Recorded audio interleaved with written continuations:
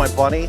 He has a channel called All Time Performance. If you haven't seen it, you got to check it out. They do all kinds of cool LS stuff, and he has quite the cool car that we had to steal for our camera car in this final video for this. So I thought it'd be cool to kind of introduce him because he helped me out a lot, and you know, his channel is doing pretty good. So yep. You saw this car when I first bought it, right? Yeah, I did. I mean, what did you think about it? When I was like, what did you buy, man? The C4s, you know, I didn't really know what to think about them when even with the years of seeing them and stuff, they've never really been my favorite. But I do know that they are starting to become more affordable and are coming around. So yeah. I've been keeping my eye on one. And when you were talking about buying one, I was like, that'd be an awesome video to do because these cars are cheap enough to where you can still get into them for a pretty good price and have a well-performing. Yeah, I mean, this one wasn't, I mean, you know, I didn't like buy the cheapest one when I set out to do it. I wanted to buy like something relatively inexpensive, but mainly what I was looking for was somebody that kind of garage kept one and then just maybe neglected it a little bit, and then it just needed some, you know, refreshing up. Yeah. And that's kind of how I found this. I wasn't really looking for a convertible, but I was looking for a 6-speed, and this just happened to pop up, and I was like, and it had the hard top and a bunch of stuff that came with it, so I was like, why not this? And the wheels, they kind of grew on me after a while. I like the wheels now, kind of. Yeah, the wheels were definitely, I was like, whoa, what do you got on there, man? But yeah, the 20s look good. We were talking about it earlier, maybe some 19s all the way around would look more. Slammed. And have it slammed on the ground. Yeah, but you've definitely, cool. The interior was my biggest thing when I saw the seats. I was like, so whoa. sad looking. So if you guys haven't seen the video on the seats, definitely check that one out. The guy that did the interior on this, he's good. He did a really good job. Yeah, it really made the whole thing. And then just ordering like the little things to kind of break up the color combination in there, because it was just so red. It just looked 90s, you know. Yeah, I was really impressed too the other day when we were filming a little bit and we were driving, and I was in my Corvette and you were still able to keep up with me pretty good. And I have a C7 Corvette, and we were doing some shooting with both cars, and we were back on some back roads, and you know, my car was faster, but you were still able to keep up with me and go through the turns. Places, yeah. I mean, and like I said, my kids had one of these for their first car in high school, and this engine is a lot better than the last one. And this thing fires up every time, but there is something about the C4. There's a lot of car here for, you know, a bargain. You basically have a race car chassis, and it's light 100%. Enough, and you can just, if Chris had it, he would put an LS in it. And I'm LS swap everything. And if I had his money, I would probably do the same. So. No, but you could put an LS in here for pretty decently cheap. Yeah, I mean, they are cheap. How much would it cost to like LS swap? It just depends on which route you want to go. If you wanted to go cheap, find a 5.3 at a junkyard and maybe go through it and go through the bottom end, make sure, do a compression check, and then maybe if you can find one with not super high mileage, you know, you could get some use out of it. I mean, you can get a junkyard 5.3 I've seen around $500 to $1,000 bucks. Oh, that's pretty cheap. So then you got your harness and everything. If you get it from the junkyard, you can take the harness out of the vehicle and just, strip it down and use what you need. Yeah, you use the computer and everything. That's kind of like your truck is like that. Yeah, like my truck. It's, I didn't realize how easy it was in my mind. I was thinking all these wires, it's going to be going crazy. I don't know where it's going to go. It's so simple. It's literally, you're getting the harness with the computer, you hook it to the motor. There's like 7 wires that come off the harness to go to your TAC, your RPM, your temp, all your basically to work your gauges is it. The motor will run without those 7 wires connected. Well, the 1 wire needs to be connected if you have an automatic to the TCC. But it's fairly simple, man. I really, in my head, I always thought it was some big, hard thing to do. And then once I owned one and looked at it, I was like, don't get me wrong, it is hard. I mean, you got to have some skill, but it's not super hard. It's not going to be exactly fun. Yeah, it's not like building a spaceship or anything, you know. Yeah, but I mean, there it is. And it was fun to run them down those back roads. I mean, it handles good, dude. Just replacing the shocks on it. I mean, you could go crazy with it and start replacing everything. We might have to trade keys. I'd like to drive. I've never drove a C4, so we might have to swap keys. Anytime. I'll let you drive the C7, and then I'll drive this, and we'll see what it really does. But I like C7s. Yeah. This has got the LT1, correct? Yeah. Yes, I mean, that's a good, it is a decent motor for what you're getting. It's not a terrible motor. Gearbox, that gearbox is really... That's a win for this car, too. Manual, 6-speed. Yeah. Can't go wrong with that. Yeah, and it starts up every time. It's just nice. The top is in good condition, and the paint was pretty decent. The interior really blew me away. Because seeing it what it was and then going to what it is now, that was the biggest change in the car. And then Steve detailed it. It's got like a freaking mirror finish on it right now.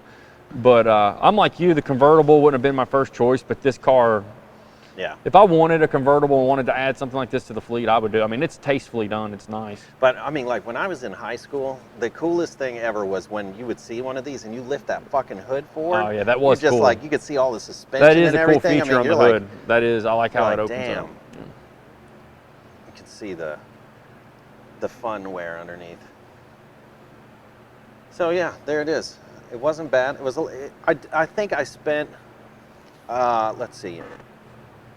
I probably spent $2,500 in parts. That's not bad. And you can make it super nice. I mean, the parts are not expensive for it.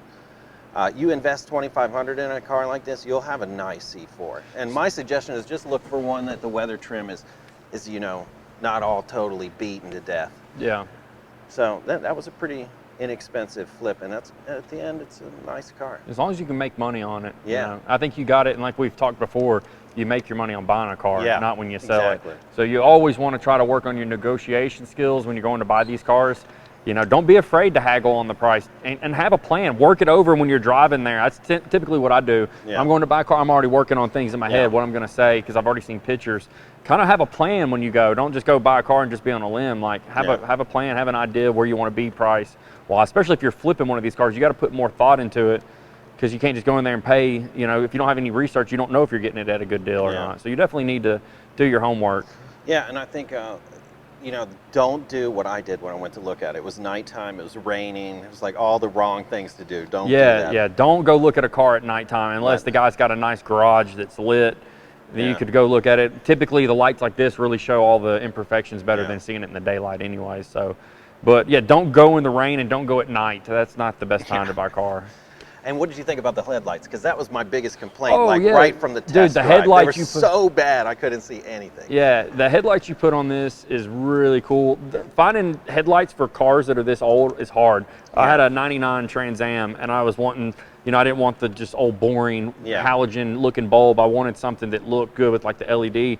And I looked and looked and looked and came across a video, I believe, on YouTube of a guy that was putting some on a Trans Am that were like the solid housing with the LED bulb in it. Because the old school bulbs, they were like made into the whole headlight. That's the halogen. So you had to like change it out. So it was cool to find something. So there are companies, and that company I believe is, I think it's latemodellighting.com.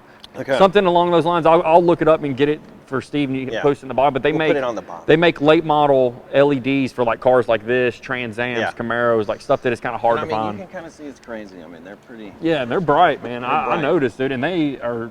And they look cool too. So much better. Yeah, I mean, it was so terrible. You need to post drive a link to that in the bottom, because that's a cool feature. Yeah, and I mean, most of the stuff that I bought from Amazon, which turned out to probably cost me about $300. It's crazy, man. Stuff not fitting, but I mean, you know, you're gonna hit a little negative sometimes. Somewhere. It's crazy. But do your research, like he said, and you know. Exactly. Yeah, and he did his homework on this car. He's gonna make money on this car. We sell cars for a living. We kind of know, man. And this car right here is definitely for the price that you got it and all the things you did to it. And Atlanta's hot right now for car buying, so I don't think you'll have an issue. You just got to find the right buyer that's looking for a Corvette. We're not really in convertible weather, but or season. I mean, I had the top down today though. It was not bad. If you go out during the day, I guess it's not too bad. But yeah, well, it's definitely made me start looking at C4s a little differently since he's owned one. Yeah, I was like, the C4s are actually pretty cool. They're they're underestimated. Yeah, they definitely are. I think you do get a lot of car for the money, and they're super low right now. I mean, you know. A lot of people are out there finding some pretty good deals. I know that Rob Pitt's got an 88 anniversary. That's the one with the white Miami Vice steering wheel. It's so funny. But I love those cars too. I love all the C4s, and typically kind of grew up a Mustang guy. But that's what you need to get next. We need to get you a Mustang. Have a little competition. I'm a Chevy guy, so. It would be nice to have a new 67. We could have some face-offs, man. We could have some races or something. Not that I have anything crazy fast, but. We're working on it. Yeah. We're working on it. Well, cool. Well, man. Thanks for coming on. Not a problem, man. I apprappreciate you having me on. Well, with these days, you don't know to shake or fist bump. Let's do it again. We're typically hugging, you know. We'll do the elbow. There you go. There you go. Yeah. Well, thanks for coming on. Yeah, not thanks a problem, for the help. Man. Not a problem. We'll have to, if you haven't checked out his channel, check it out. He has some really cool stuff on just we do videos stuff. We do more videos like when I buy a car, like I've got a truck and I'm going to do stuff to it. I just video like kind of my process of doing it, what part I'm putting on there, and typically try to do some sort of review after I put it on, how it drives, how it's performing, stuff like that. So if you're a car guy and you like kind of working on your own stuff and do it yourself, it's a good channel to watch. You can learn a little bit and follow the builds.